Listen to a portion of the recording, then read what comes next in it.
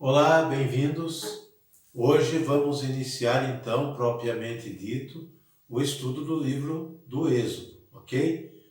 Hoje vamos começar então com o capítulo 1 de Êxodo, que vai do versículo 1 até o versículo 22. E o fim da escravidão do Egito, ele vai desde o capítulo 1 até o capítulo 11, tá? Então hoje nós vamos estudar o capítulo 1, ok? O povo de Deus que está oprimido no Egito, está vivendo uma opressão. O povo hebreu que vive uma opressão no Egito. Então pegue a sua Bíblia, pegue a sua caneta, se você assim desejar, e abra no capítulo 1 de Êxodo, para nós fazermos a leitura e a partir daqui o estudo deste capítulo, ok? Vamos lá então? Vamos para a leitura do capítulo 1 de Êxodo. Eis os nomes dos filhos de Israel que vieram para o Egito com Jacó, cada um com sua família: Rúben, Simeão, Levi, Judá, Isacar, Zabulon, Benjamim, Dan, Neftali, Gad e Aser.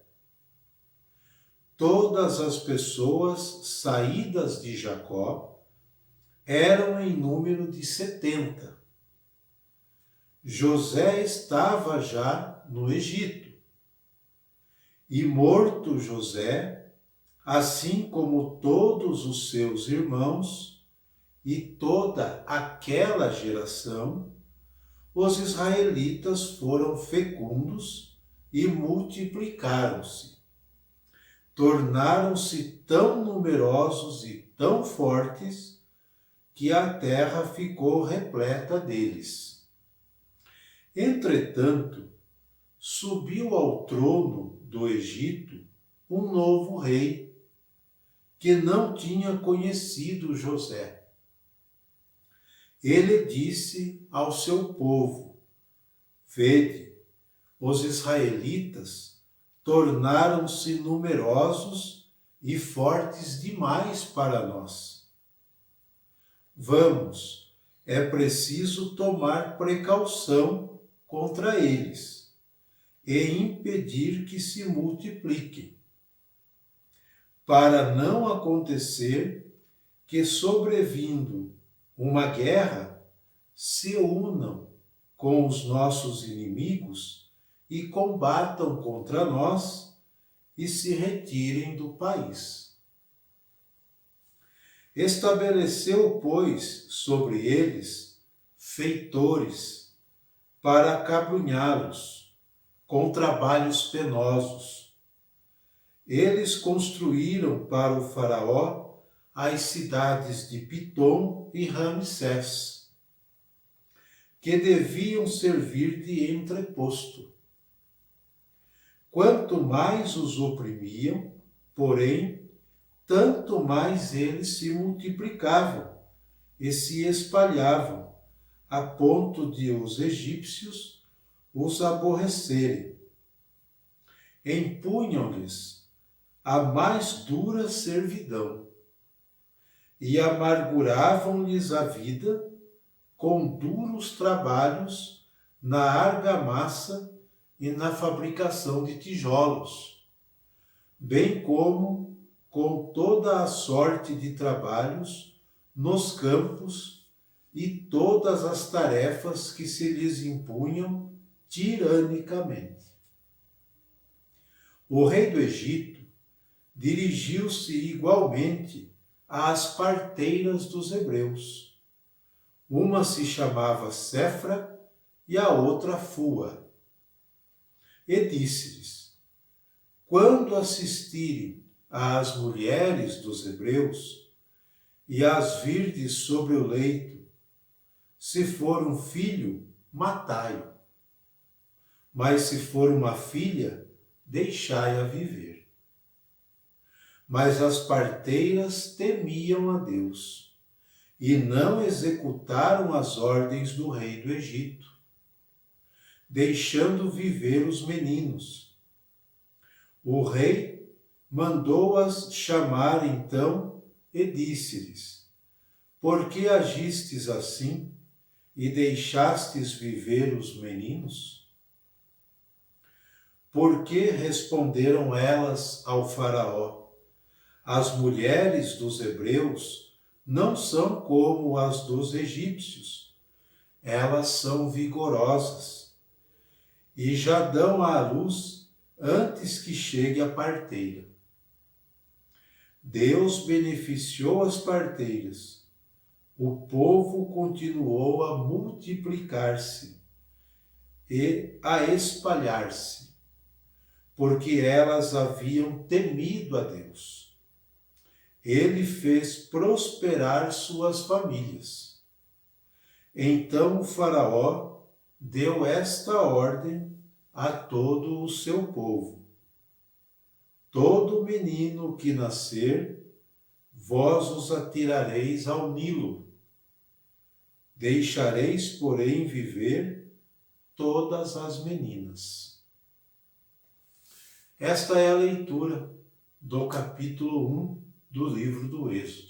Que história, não? Que coisa! Então, o capítulo 1 começa descrevendo a opressão do povo hebreu no Egito, né?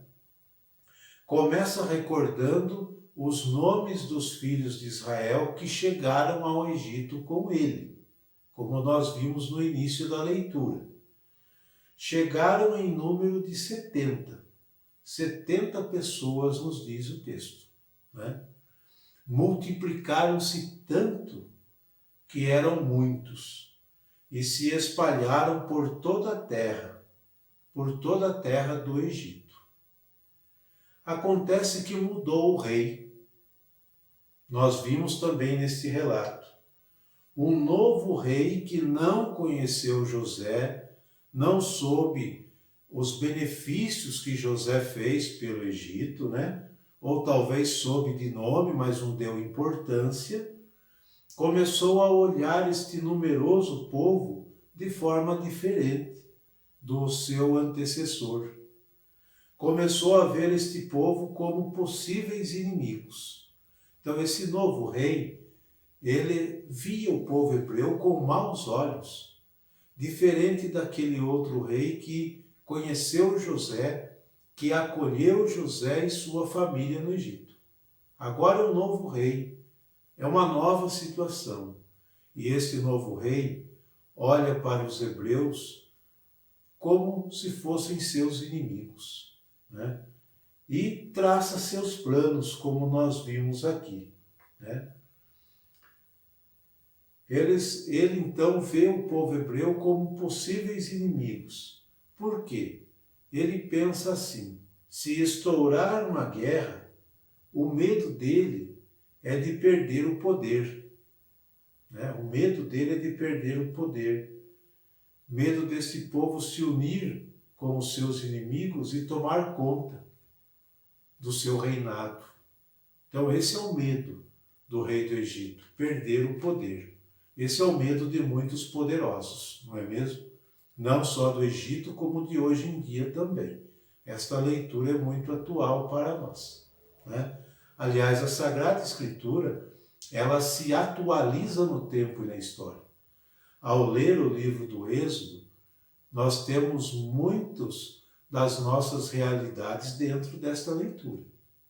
Por isso que nós precisamos fazer uma leitura contextualizada do texto, né? Esta narrativa liga o Gênesis ao Êxodo e está nos versículos de 1 a 5 que retomam Gênesis 46, versículos de 8 a 27.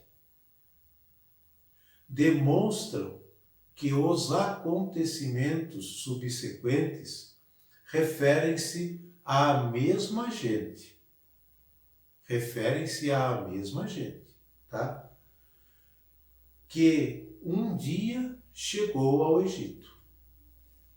repleta de sonhos, ilusões e esperanças. Seu crescimento demográfico, seu próprio processo e força, versículo 7, né, que nós vimos aqui, mudou-lhes totalmente a sorte. Mudou-lhes totalmente a sorte, a ponto de transformá-los em objeto de perseguição e de aniquilamento. Versículos de 11 a 22. Porque a ordem do faraó das parteiras matar os meninos significa que esse povo não ia ter como crescer mais. Então era uma forma de aniquilar esse povo. Olha a ordem diabólica do faraó, do rei do Egito. Tudo por medo de perder o seu poder. Então se mata os meninos, assim esse povo não se multiplica. Só que a coisa não acontece como ele deseja, né? Qual é a intencionalidade dos autores sagrados ao escrever Êxodo? Qual é a sua intencionalidade? A intencionalidade são a mesma. Estabelecer de início o antagonismo secular entre o projeto de vida e o projeto da morte. Essa é a intencionalidade dos autores sagrados, né? Estabelecer desde o início esse antagonismo secular entre o projeto de vida e morte. Esses relatos são recordados e relidos por Israel durante o desterro. Tem uma tremenda atualidade. Assim como retomam a vida, retomam vida para tantos povos nossos que sofrem na própria carne os embates do mesmo projeto de morte. Por isso que eu falei que é atual o livro do Êxodo, principalmente essa leitura do capítulo 1, né? Então, vejam bem, eles retomam vida para tantos povos nossos que sofrem na própria carne os embates do mesmo projeto de morte do faraó, que continua na história, continua em nosso tempo também. Daí que a leitura do Êxodo tem de superar, vejam bem o que eu vou falar aqui, a leitura do Êxodo tem de superar os recortes que muitas vezes são feitas nas liturgias ou nas leituras. Se recorta para pegar um ponto, mas não é lido no seu contexto, no seu conteúdo, tá? Então é preciso superar isso. Preciso superar os recortes, tá? Para se transformar esta leitura na carta de navegação dos nossos próprios êxodos. Certo? De nossa busca de liberdade e de nossa construção do projeto de vida que Deus quis desde o início. Certo? Qual é a mensagem deste capítulo para nós? Primeiramente, tem ordem que não se obedece. É isso mesmo, tem ordem que não se obedece. E nós vimos aqui isso. Diz o versículo 17 que as parteiras temiam a Deus, respeitavam o Deus da vida, e por isso deixaram de cumprir as ordens do rei. Elas não acataram, elas desobedeceram a ordem do rei. Então, por isso que eu disse, se as ordens dadas são ordens de morte, se nós somos crentes temente a Deus, nós não podemos cumprir.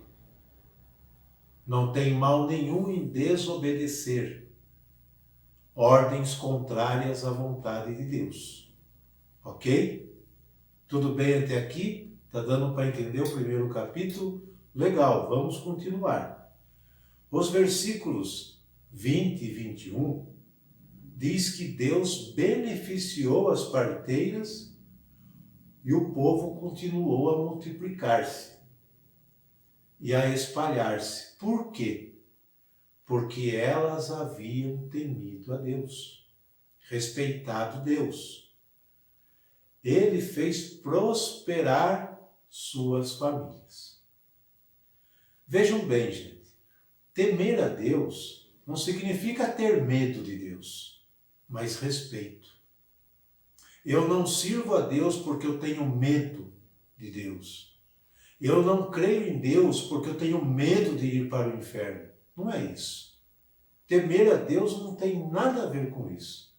Temer a Deus é respeitar, é entender que Ele é o Deus da vida. E qualquer projeto de morte apresentado a nós deve ser rejeitado, principalmente para nós que nos dizemos crentes, que cremos neste Deus único, neste Deus da vida, no Deus da Bíblia, que nos é apresentado. Tá? Então, temer a Deus não é ter medo de Deus. Ninguém tem fé por medo, ninguém pode seguir a Deus por medo, ninguém pode seguir a Deus obrigado, ninguém. Tem que ter o respeito por Deus. Temer é ter respeito, ok? E procurar fazer a sua vontade. Quem teme a Deus sempre irá rejeitar os projetos de morte. Quem teme a Deus não compactua com tais projetos. A vida é querida por Deus desde sua concepção até o seu findar natural. E nada pode ser usado como desculpa para eliminar a vida. É muito comum, infelizmente hoje, muitas nações querendo legalizar o aborto daquele ser inocente que está sendo gestado no ventre materno. Como também querem legalizar a eutanásia para aquelas pessoas que cientificamente estão desenganadas, mas enquanto há vida há esperança, ou se projeta desligar os aparelhos, o que é um crime, é um assassinato, tá? É contra o projeto de Deus, ou uma injeção letal para terminar a vida da pessoa ali. Não. Deus é a favor da vida desde a concepção até o seu findar natural. Natural. Esse é o Deus da Bíblia. Esse é o Deus que nós que nos dizemos crentes seguimos. E é esse o projeto da vida que deve ser adotado por cada um de nós. Não pode ser diferente. Qualquer outro projeto que vá contra a vida deve ser rejeitado, denunciado e combatido por nós. Esta é a nossa fé. E assim nós devemos lutar. Como aqueles que creem, como aqueles que têm fé e como aqueles que são tementes a Deus. Ok? Então, esse é o estudo do capítulo 1 do livro de Êxodo. Espero vocês para o próximo estudo do capítulo 2, e assim nós vamos dando sequência no estudo do livro do Êxodo, que, como vocês viram, é muito interessante e nos mostra o rosto de Deus. Cada vez que nós estudamos, nós aprendemos a conhecer a Deus um pouco mais e desfazer as caricaturas que nos são impostas de Deus muitas vezes, tá? Lembrem-se, Ele é o Deus da vida. E nós, como crentes, como tementes a Deus, devemos rejeitar todo e qualquer projeto de morte. Qualquer ordem dada contra a vida deve ser desobedecida por cada um de nós, sim. E não é errado. Tem ordem que não se obedece. É o que nós vimos no estudo do capítulo 1 de Êxodo. Um abraço para todos Espero vocês para o próximo vídeo, se Deus quiser.